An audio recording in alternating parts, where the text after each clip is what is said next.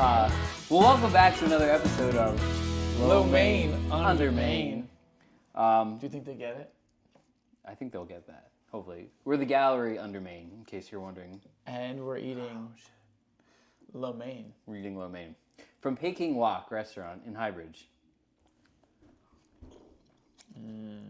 So you're gonna watch us eat. While we interview our first ever artist here at the gallery under Main. His name is Ken Vegotsky. Unfortunately, Ken cannot be with us today or any day, this week or next or ever, right? Again. Ken Vegotsky passed away last February. We have with us his nephew, RJ Calabrese. Well, do you want to tell him the story of how you came into the work of Ken Vegotsky? This is Ken Vegotsky, by the way. Well, it's not really Ken Vegotsky. It's just an image. I think from when he was in high school, his high school graduation. I know him as Uncle Kenny. And so my Uncle Kenny passed away, and he handwrote a will to, whoever was his family that was alive. And in his will, he asked me, his nephew, to curate his art that he's made over the course of his life, his adult life. And I really wasn't aware of the numbers of work that he made work nonstop.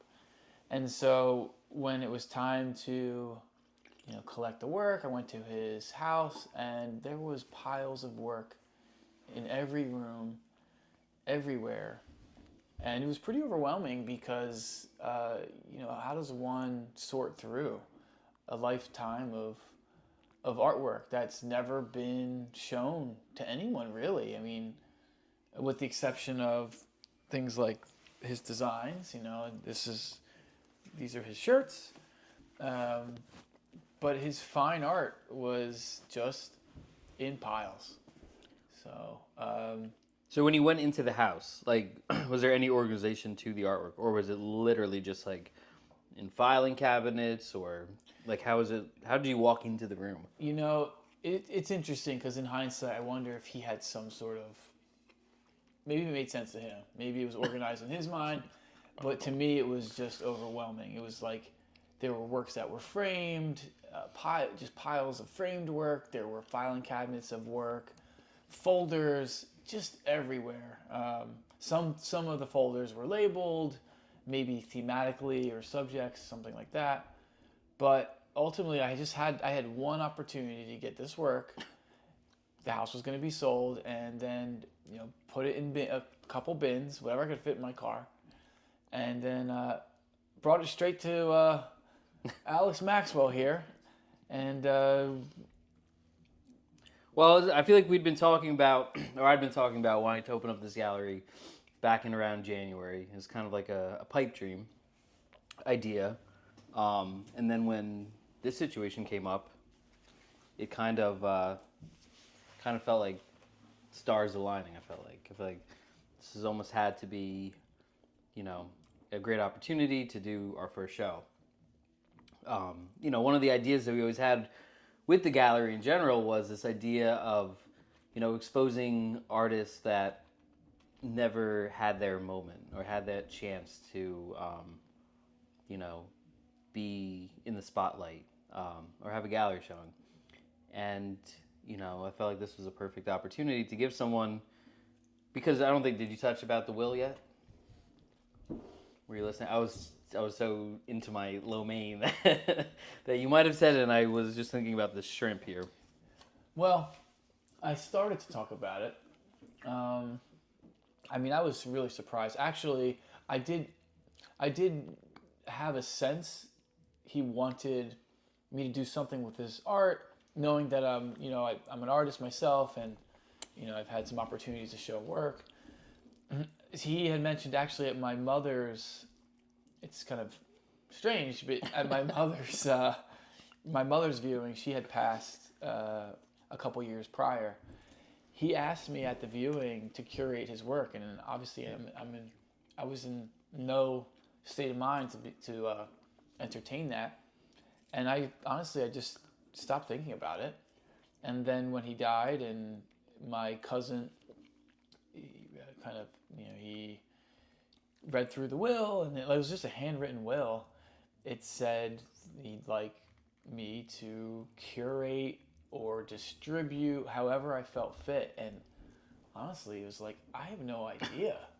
I have no idea what to do with this work. What do I scan it and put it in books?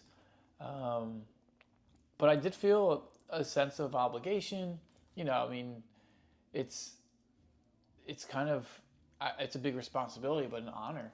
Somebody entrusts in you to do something with their work.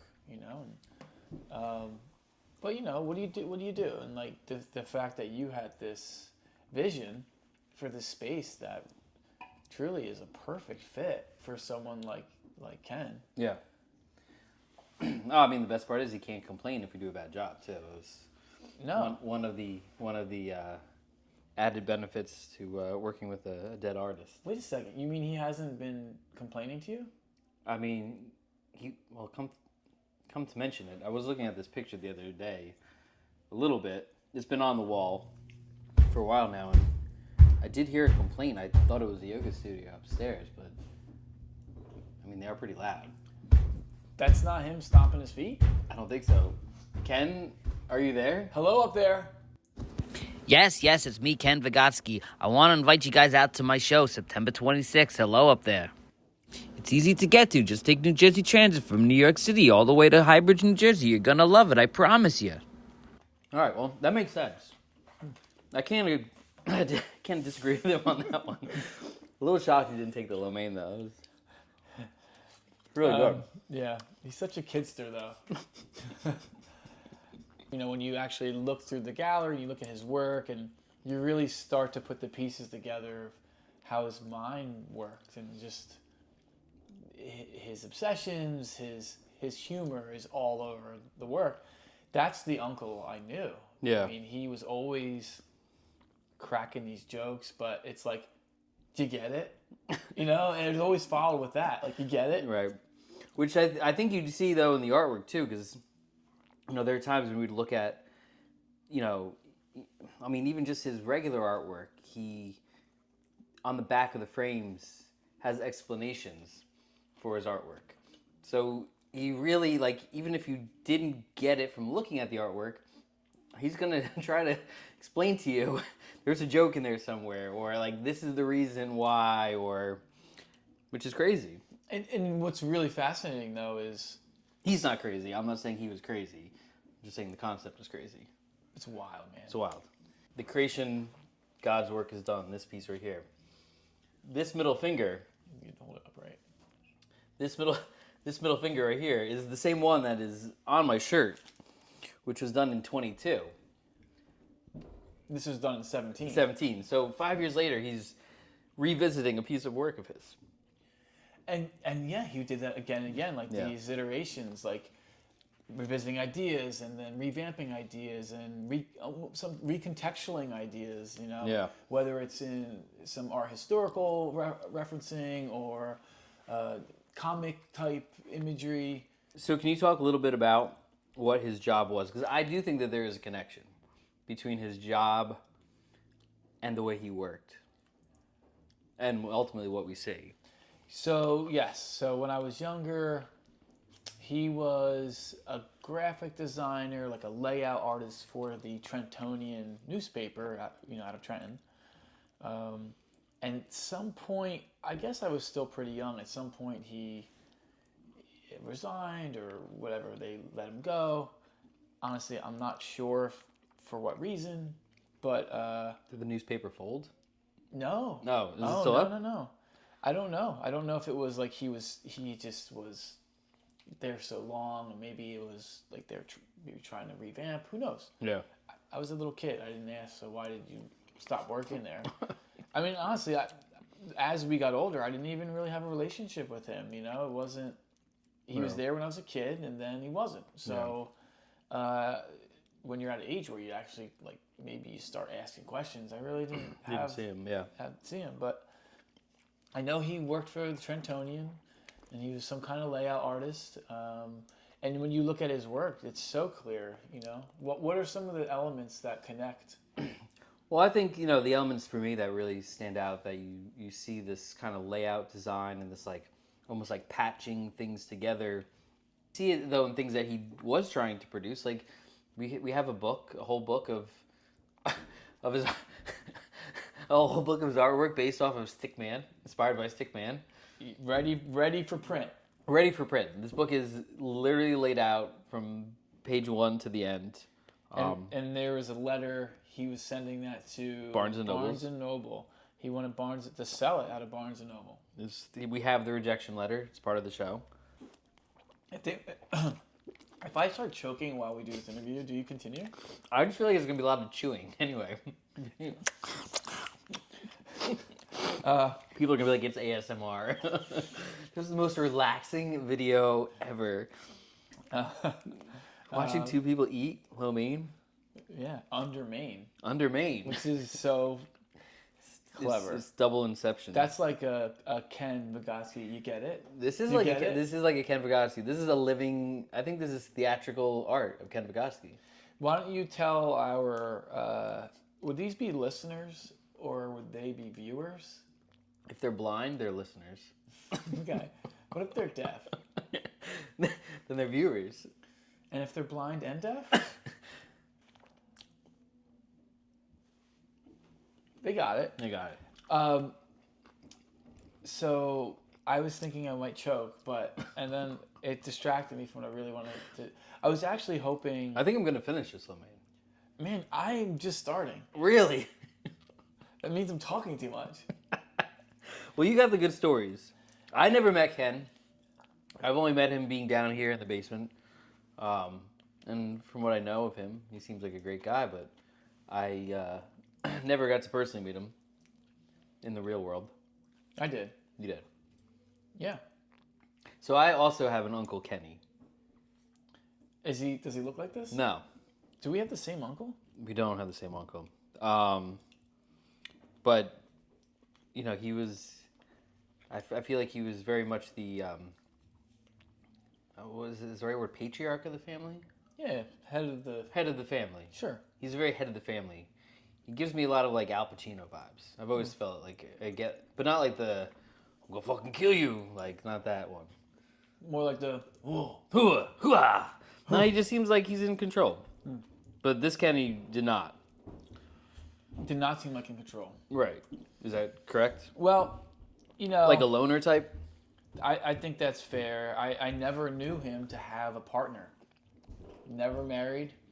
I never knew him to have a girlfriend. He had a tennis partner. He loved tennis.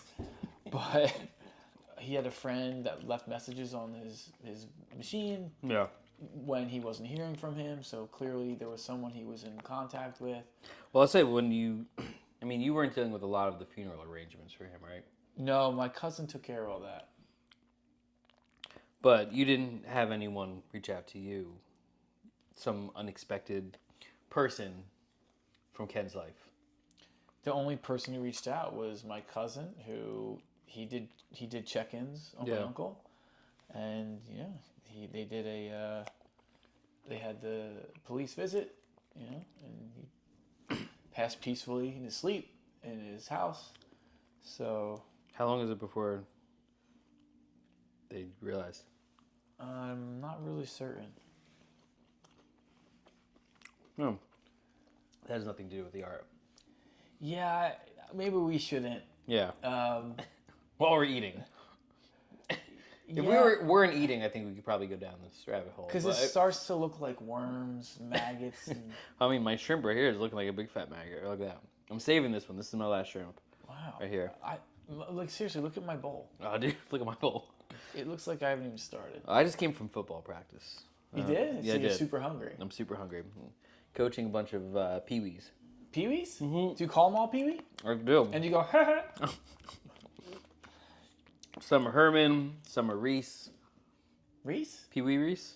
Who's that? He was a second baseman for the Dodgers back in the 50s. What sport are you coaching these kids? They call it football. So are you really allowed to reference other sports? Does that make When sense? talking about football, It sounds am I allowed to make a confusing. baseball reference? Yeah, I'm. Well, I mean, I always like to throw them off base a little bit by saying, go to second when they're playing defense. It keeps them on their toes. Keeps them on their toes. Makes them think, what sport am I playing again? Like, what's this guy's last name? Pee Wee what? Reese. You're like, Pee Wee Reese would do it right. That'd be funny. That would be good. Like a kid misses a tackle. Pee Wee Reese wouldn't miss a tackle. That's because he wouldn't be playing football. you should go home and watch some footage of Pee Wee Reese. See how he did it. I think he was second base. Doesn't really. Yo, it's so loud upstairs, isn't it? What do you think they're doing up there? Landing. Landing? Headstands, landing. Like jumping? Oh. How do you think Ken would feel? Doing yoga? Sure as hell. He was athletic. Oh, was he? Oh, he did tennis. The image in my head, I'm not even kidding. Yeah. The image in my head most of my life is him wearing tight tank tops and really high knee socks and short shorts. Like that's the image. It's like he was always doing something Athletic. Interesting. Yeah. Yeah. So maybe you would have done really well with yoga. So you touched on earlier that you were also an artist, or you are an artist, not were. Depends who Still you are. ask. But the New York Times said you were an artist. You were written up in the New York Times. Did they say I was an artist? Well, they said they didn't hate your stuff. That's true. They The best review ever you could ever get. is I don't hate his stuff. I hated everybody else's stuff pretty much at the show, but his. That's not what I got from that's from the Wall Street Journal. Wall Street Journal, New York Times. New York Times was pretty positive, I think. They were positive, okay. Yeah. But the Wall Street Journal said everybody else's stuff was. I mean, I don't want to put words in the writer's mouth, but Something along those lines, right? what I got out of it was, if you look carefully, you'll find some stuff that's interesting. Okay. And that was your stuff. That was me. That was a great, I think a great compliment. Yeah, I'll take it. Yeah. It's better than, The show was full of shit, highlighted by RJ Calabrese. Actually, I think that would be hilarious. There's a lot of crap, but the one big crap piece was. Or the show would have been amazing if it wasn't for RJ Calabrese. Like, he really brought it down. I feel like your artwork, in a lot of ways, I think there are similarities. Mm-hmm. Not in technical skill, but I think that there's a connection in it's driven by humor. Yeah. Or an observation. Well, let me ask you, though. Yeah. Is the work, and if we're looking for a connection, Yeah. and every time I say connection, I think of Connection? Yeah. his company, I guess. Well, it's funny because yours says Connections and mine just says Vegotsky. Oh, that's confusing. So I think yours might be copyrighted. You can pick up these shirts, by the way, at the gallery on the 26th or any day after that. But yeah, so his company was called Connections, which is a pun. But yeah, like Rip V. So if we're thinking that the connection between my uncle and I is that we both made humorous art, or we make or whatever. Yeah. Would you say though is the work about humor, or would you say it's just a way to approach ideas in the work? Like, do you think we share that? Like, do you think his work is about humor? No, I don't think it's about humor. I think I mean you would know better about yourself, but I think the way he approaches the work is maybe this disconnect. Sometimes we use humor to deflect a real emotion or a real feeling. Like I think of one of the paintings. So I call it a painting. It's a drawing on cutout paper, but it's the Moonlight on the Beach, Yeah. where a man and a woman are, in a romantic kind of holding.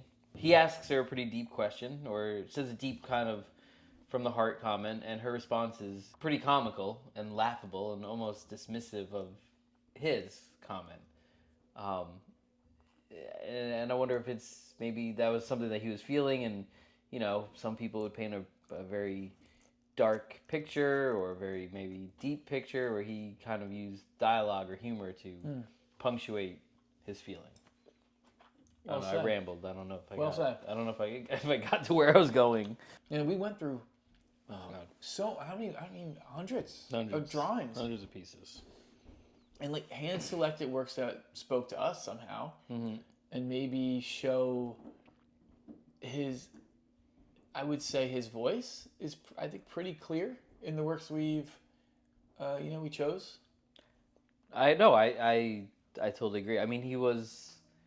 I think when we were going through the pieces, we found a art historical kind of thread through some of his pieces. Like, he knew his art history.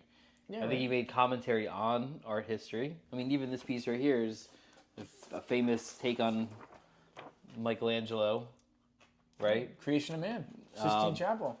So it's I think that is something that I connected to as an artist as well. The idea of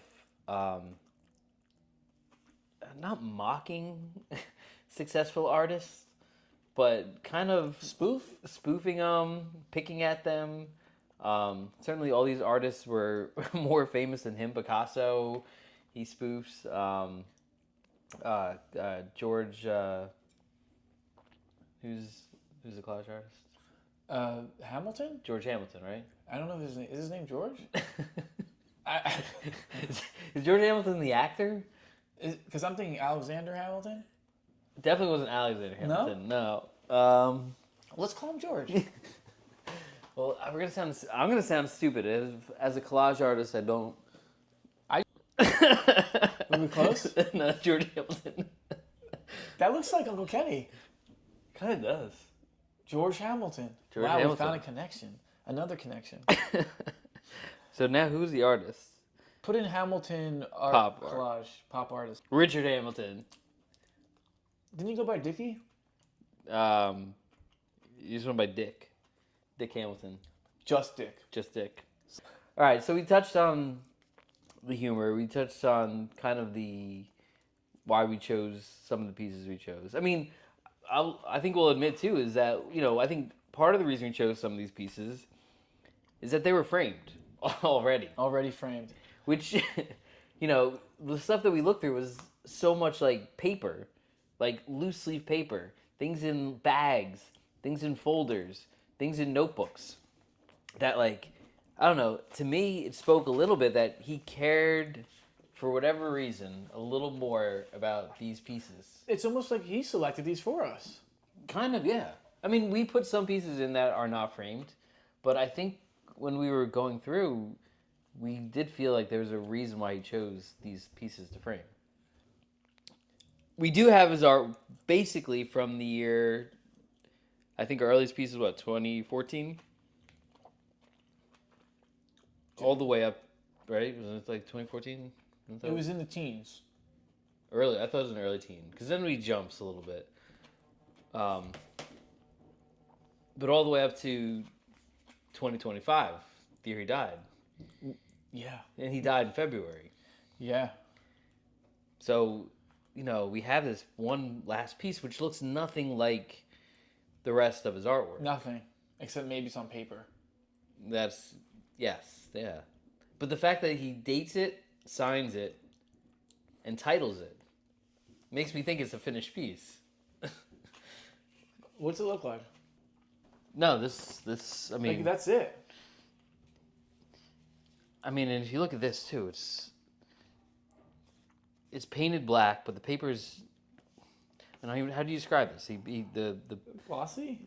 Yeah, but there's like layers of like a pocket. It's like a pocket of paper. It's like a pita. It's like a pita or a calzone. Anything inside? There's not. I mean, how is this the last piece? I don't know.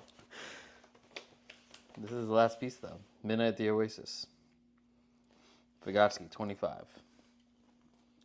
I wanted to touch on something, though, that, thinking about from a personal kind of point of view, being a little conflicted, like being given this responsibility to put his work together. Yeah. Like, what does that mean? Not having a relationship with him. Like, maybe this was a way to learn about him. Yeah.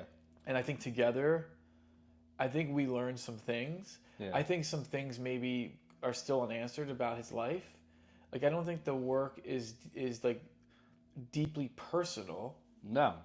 I think if anything, it's a deflection. Right, which you mentioned before, which it's to me, that's a fascinating thing. It's like, what were we able to learn in the process of sorting through his work and then putting it together to try to find, connections.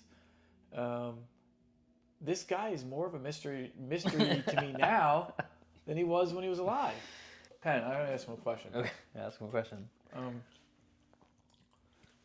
I'm really curious what you think of the show. Like, did we do right by you? Ajay, my boobala, I am so proud of you. Some of the artwork, though, is hung a little crooked. No, I meant to fix that. He's right about that. Especially that Trump one. We have a couple Get it? It's crooked. We knew we could count on you. Yeah. But I think my favorite piece is the hidden one. Point me in the right direction. That's my favorite one. That was a good one. Yeah. I like what he did there in the corner of that one piece. Like, that's the other thing. There's so many details related to your artwork that, you could look at something and see things multiple times after looking at it. That's the connection. Get it? No, we get Connections. it. Yeah, we get the joke. No, don't cry.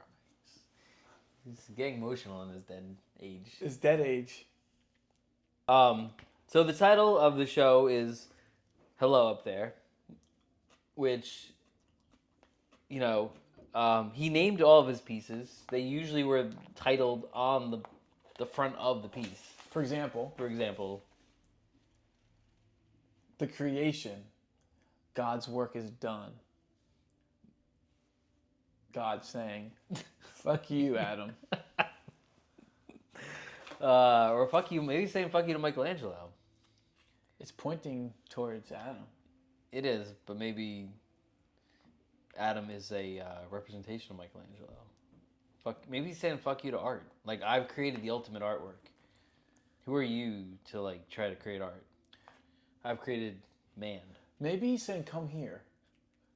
With the other finger. Is that how you call people over? Well, maybe that's how God does. Yeah, right? God, yeah. Maybe God's been doing it this way this whole time. Yeah. And we've been doing it this way, but... Well, yeah. We're not as gods. Like right. with God. That's why. I'm going to start doing that. Come here. Hey, come here. Well, because one of his pieces that we have at the show, and they're for sale as well, is the love letters. What are they called? Loony letters? Loony letters, and then there's the lusty letters. Lusty letters. So these were almost like spam text messages before. It was like catfishing. Did he create catfishing? It used to be called Ken fishing, right? It used to be called Ken fishing. Yeah. Yeah. Yeah, and then some girl named Catherine did it better than him. And that's his story of his life. That's the story of any good idea in general. It's good until someone does it better, right? Yeah. Yeah. Well, he came up with Ken fishing, and it was basically a way to trick your friends into believing they'd won beauty contests or their bread that they'd been eating was mixed in with cat urine. It's pretty messed up. Pretty messed up. But then he'd flip over the paper and it would say, just kidding. Like what a prankster, right? He's a prankster. So I think when we were working on that wall, we got to kind of connect those dots of his, just his different ideas. And I do think that they have these common threads. Like even the shirts that we're wearing. Like, it's kind of a joke, but also we've all been there, right? Yeah. When you don't really care enough. Yeah. I think that's a good observation.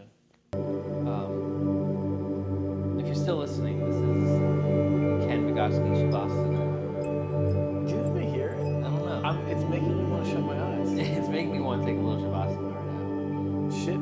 Wait. Shavasana? Is that like a Ken joke? That'd be a Like, Shavasana. I really have to take a Shavasana? Shavagasana.